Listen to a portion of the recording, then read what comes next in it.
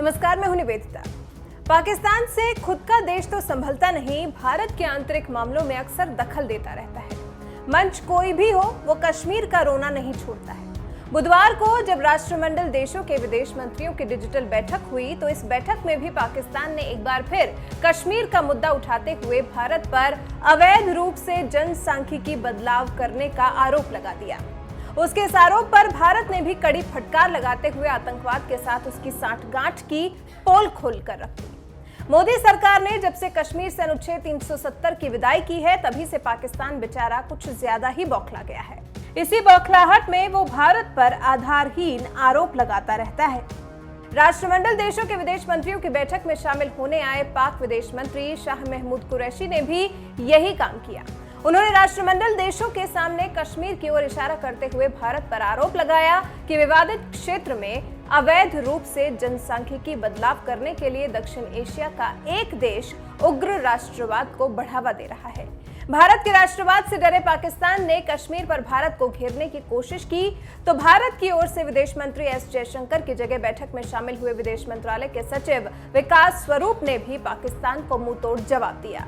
विकास स्वरूप ने पाकिस्तान को आतंकवाद के मुद्दे पर लताड़ते हुए कहा कि जब हमने उन्हें दक्षिण एशिया के एक देश के बारे में कहते सुना, तो हमें आश्चर्य हुआ कि वो खुद को ऐसा क्यों बता रहे हैं। और यह आश्चर्य की बात नहीं है कि ये एक ऐसा देश कह रहा है जिसे पूरी दुनिया राज्य प्रायोजित आतंकवाद के प्रवर्तक के तौर पर जानती है, जो खुद के आतंकवाद से पीड़ित होने का बहाना करता है। हमने इसे एक ऐसे देश से सुना जिसने 49 वर्ष पहले अपने ही लोगों का नरसंहार किया था। यूनाइटेड नेशन की ओर से बैन किए गए आतंक की खान पाकिस्तान पर बरसते हुए विकास स्वरूप ने कहा कि ये वही देश है जिसे आतंकवाद का केंद्र बिंदु होने का खिताब हासिल है और जो काफी संख्या में ऐसे आतंकवादी अपने यहाँ रखता है जिन पर संयुक्त राष्ट्र ने प्रतिबंध लगाया हुआ है। आज उसने विवादित क्षेत्र का जो आरोप लगाया, उसमें केवल यही विवाद है कि उसने कुछ हिस्सों पर अवैध रूप से कब्जा कर रखा है, जिसे आज या कल उसे खाली करना होगा।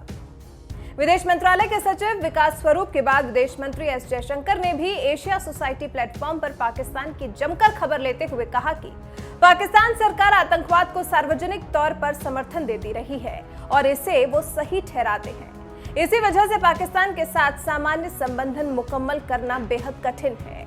सामान्य पड़ोसी वीजा और व्यापार करते हैं, वो आपको कनेक्टिविटी देते हैं और सबसे महत्वपूर्ण है कि वो आतंकवाद को शहन नहीं देते हैं। और मुझे लगता है कि जब तक हम उस समस्या का समाधान नहीं करते हैं, तब तक ये चुनौती बनी रहेगी कि आपके इस अनूठे पड़ोसी के साथ एक सामान्य संबंध कैसे है।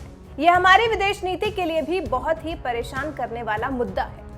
पाकिस्तान को भारत आतंकवाद के मुद्दे पर यूं ही नहीं घेरता है। ये बात पूरी दुनिया जानती है कि आतंकवादी ओसामा बिन लादेन पाकिस्तान में ही मारा गया।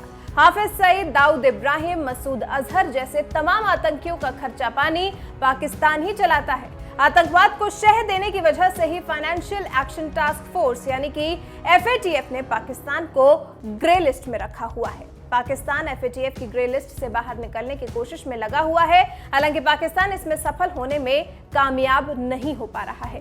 पाकिस्तान पर लगातार आतंकियों को पनाह दिए जाने के आरोप लग रहे हैं। साथ ही वो FATF के मापदंडों को पूरा करने में भी नाकाम रहा है, जिसके बाद पाकिस्तान को एक बार फिर से ग्रे लिस्ट में बनाए रखने का फैसला लिया गया है। उसे बचाने के लिए ना तो उसका सदाबहार दोस्त चीन आगे आया और ना ही तुर्की की कोई चाल काम आ पाई।